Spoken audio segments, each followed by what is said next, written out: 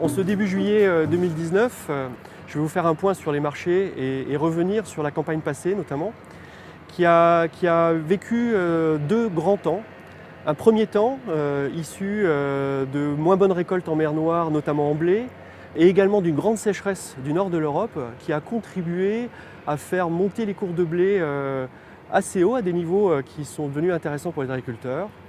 Et puis un deuxième temps, après Noël, où sous les perspectives de bons semis, de météo plutôt clémente, les prix se sont détendus, pour ne pas dire dégonflés.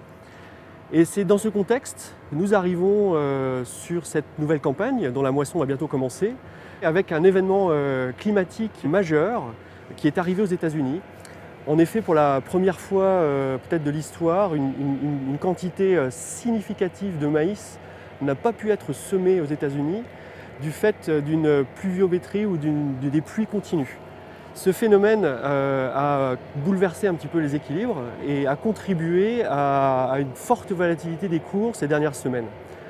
D'autant plus qu'on a eu quand même de ce côté-ci de l'Atlantique, notamment la semaine dernière, il y a une dizaine de jours, un coup de chaud très fort en France qui a certainement dégradé le potentiel, mais aussi de la chaleur assez importante en mer Noire, en Sud-Russie, en Ukraine, des pluies importantes en Balkans.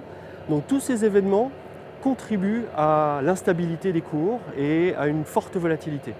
Les récoltes ont à peine démarré, on est juste sur le démarrage notamment des récoltes des orges d'hiver, qui ici en France semblent bonnes, voire très bonnes.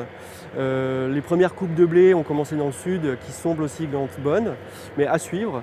Donc on ne manquera pas de céréales d'hiver, blé, orge.